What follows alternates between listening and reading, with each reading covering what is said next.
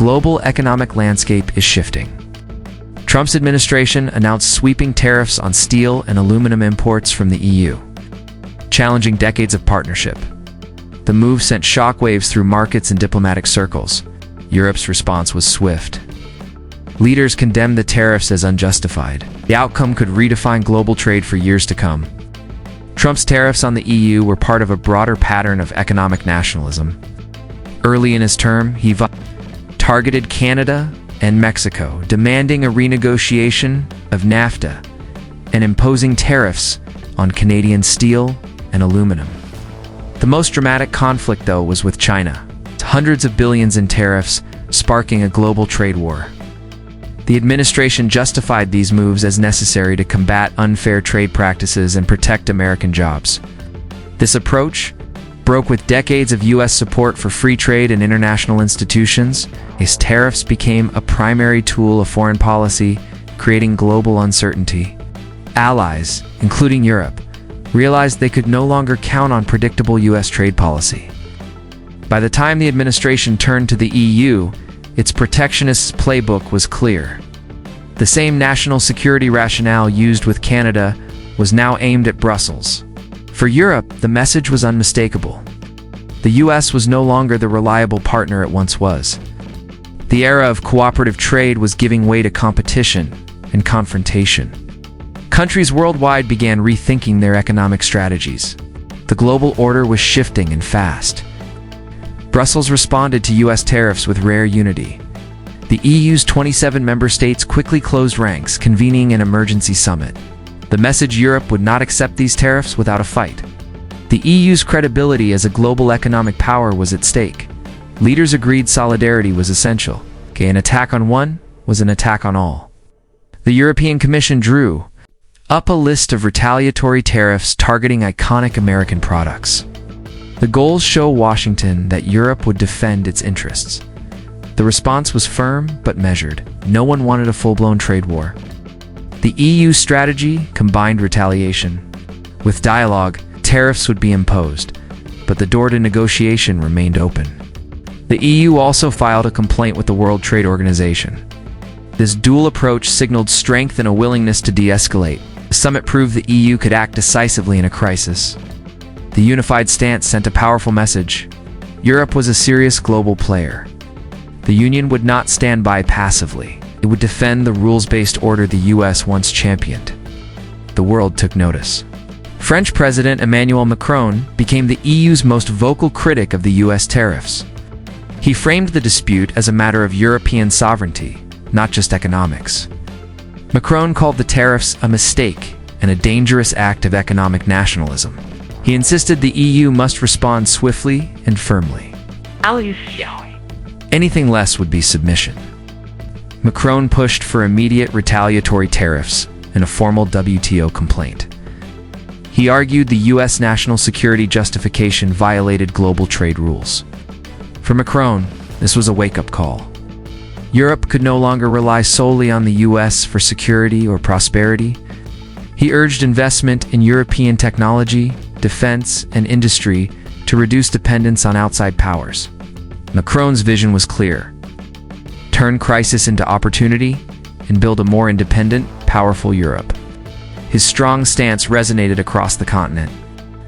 Macron wasn't just reacting to tariffs, he was responding to a shifting global order. He called for unity, strategy, and resolve. The goal? A Europe capable of defending its interests in an unpredictable world. Macron's leadership positioned him as a champion of a stronger EU. The trade dispute became a catalyst for European transformation. Macron's concerns echoed across the EU. German Chancellor Angela Merkel, cautious but resolute, warned that a trade war would hurt everyone. Germany, with its export-driven economy, was especially vulnerable to U.S. tariffs. Merkel stressed unity. Only a coordinated EU response could protect European interests.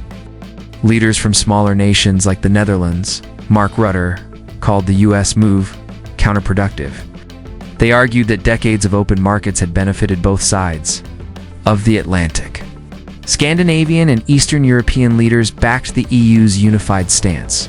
Knowing their strength lay in solidarity, European Commission President Ursula von der Leyen coordinated the response, drafting targeted retaliatory tariffs. She made it clear the EU would not negotiate under pressure. The response would be proportionate, justified, and aimed at bringing the US back to the table. Across the continent, unity prevailed.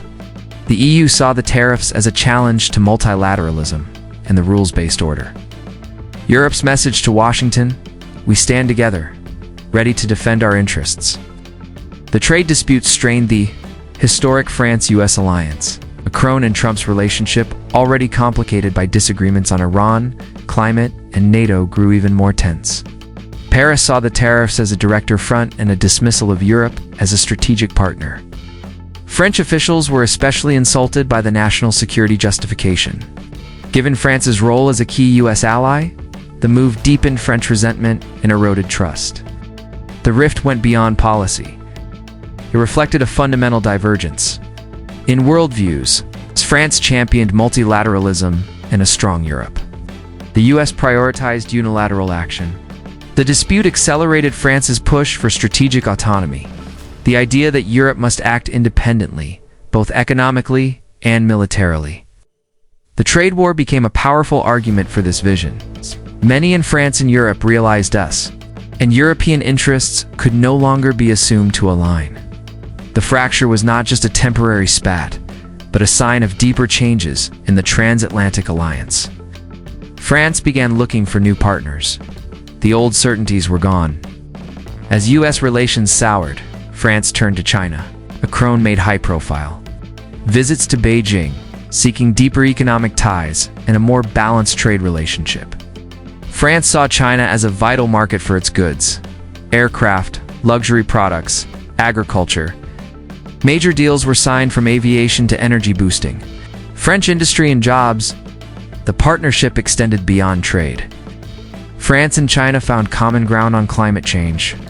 After the US left the Paris Agreement, Macron and Xi Jinping reaffirmed their commitment, positioning themselves as global climate leaders.